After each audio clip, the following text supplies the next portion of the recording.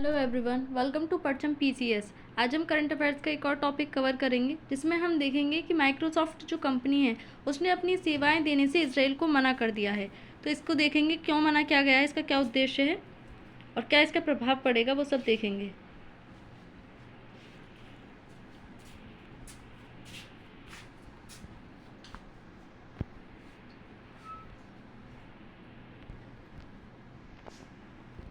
तो Microsoft company ने Israel को तकनीक के उपयोग से रोक दिया है। जो उसकी सेवाएं हैं उसको देना से मना कर दिया है। तो खबर क्या आ रही है,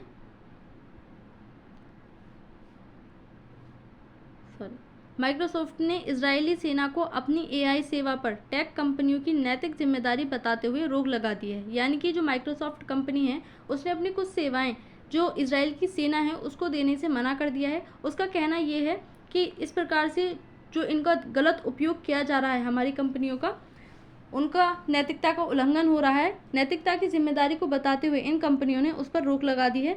यह फैसला तब आया है जब द गार्डियन ने इन नई तकनीक की घोषणा की है। कंपनी का कहना है कि इजराइल मानवाधिकार का उल्लंघन करते हुए फिलिस्तीन पर एआई से निगरानी कर रहा है। यानी कि उनकी निजता को जो है खतरा हो रहा है। जो फिलिस्तीन के लोग हैं उनके लिए मानवाधिकार का ये उल्लंघन माना जा रहा है। इसलिए जो कंपनी है उसने अपनी सेवाएं देने से मना कर दिया है।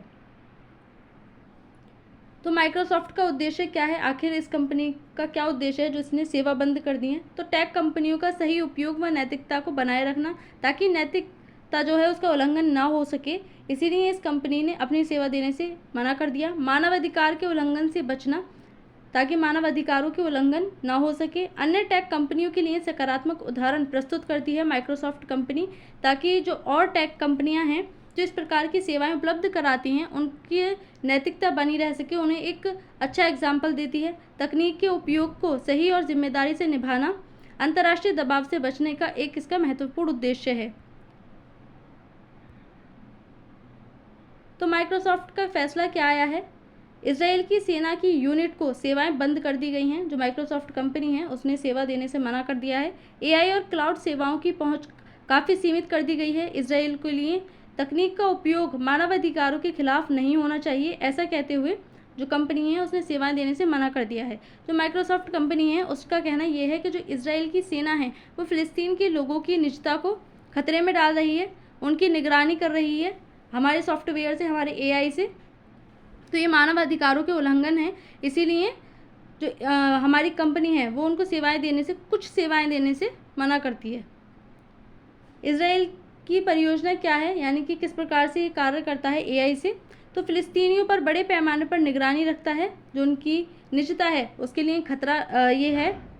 एआई और उन्नत तकनीक का प्रयोग कर गाजा और वेस्ट बैंक की जानकारी रखना इसका एक महत्वपूर्ण उद्देश्य है। जो इजराइल है वो एआई से उन पर निगरानी रखता है। फेशियल रिकॉग्निशन से लोगों की पहचान और गतिविधियों पर नज़र रखता है। नागरिकों के मोबाइल, इंटरनेट और डेटा की ट्रैकिंग करता है। यानी कि इजराइल एआई के उपयोग से, जो माइक्रोसॉफ्ट की कंपनियां हैं उसके उपयोग से, जो गाज़ा के लोग हैं, जो फिलिस्तीन के लोग हैं, उनकी पूरी जानकारी अपने पास रखता है, पूरा डेटा अपने पास रखता है उनका, वो लोग कहाँ जा रहे हैं, किससे मिल रहे हैं।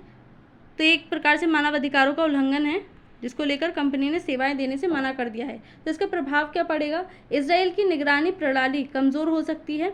जो इजराइल है उसके लिए एक कमज़ोरी का सबब भी बन सकती है। टेक कंपनियों पर दबाव बनेगा नैतिक मानकों के पालन करने का। अंतर्राष्ट्रीय स्तर पर फिलिस्तीन के समर्थन की आवाज़ और तेज़ हो सकती है। जो अंतर्राष्ट्रीय स्तर है उस पर फिलिस्तीन को लेकर के हम देख रहे हैं कि अभी यूएसए वगैरह और जो यूरोपीय देश हैं वो भी मांग कर रहे हैं फिलिस्तीन को बनाने की। ये अंतर्राष्ट्रीय मांग और भी तेज़ी से बढ़ सकती है क्योंकि अब कंपनियां भी इसमें समर्थन कर रही हैं। अंतर्राष्ट्रीय प्रभाव क्या पड़ेगा इसका, तो मानव अधिकारों को वैश्विक स्तर पर मजबूती मिलेगी। जो मानव अधिकार हैं उनका उल्लंघन होने से रोका जाएगा। इजराइल की नीतियों पर अंतर्राष्ट्रीय आलोचना तेज हो सकेगी। जो इजराइल है उस पर जिस प्रकार से दबाव बनाया जा रहा है उस पर और भी दबाव बन सकता है। फिलिस्तीन को वैश्विक सहानुभूति और समर्थन जो है मिलेगा। अन्य टेक कंपनियों पर तकनीक के सही उपयोग का दबाव बन सकता है। जो और कंपनियां हैं वो अगर नैतिकता को उल्लंघन करती हैं तो उन पर दबाव बनाया जा सकेगा। इसके निष्कर्ष क्या निकलते हैं? तो इस प्रकार से पता चलता है कि टेक्नोलॉजी का दुरुपयोग कितना खतरनाक हो सकता है। जो टेक्नोलॉजी है आज के दौर में जो उसका उपयोग है वो सही तरीके की जगह गलत पर ज़्यादा किया जा रहा है। इससे दूसरे लोगों की निजता को खतरा बना हुआ है। तो टेक्नोलॉजी के दुरुपयोग भी हो सकते हैं। कंपनियों की जिम्मेदारी है कि वे मानवाधिकारों की रक्षा करें। कंपनियाँ जब अपनी तकनीक जो है पब्लिक में देती हैं तो उनको ये जिम्मेदारी लेनी होगी कि किसी के मानवाधिकारों का उल्लंघन ना हो, किसी की निजता का उल्लंघन ना हो। वैश्विक राजनीति और तकनीकी नैतिकता दोनों पर बड़ा प्रभाव इसका पड़ेगा। इससे कंपनी को आर्थिक नुकसान भी उठाना पड़ेगा। जो कंपनी है वो अपनी सेवाएं रोक देगी तो उसकी अर्थव्यवस्था में कमी आएगी, उसके आर्थिक स्थिति पर इसका प्रभाव पड़ेगा। तो आज की इस न्यूज़ में इतना ही। थैंक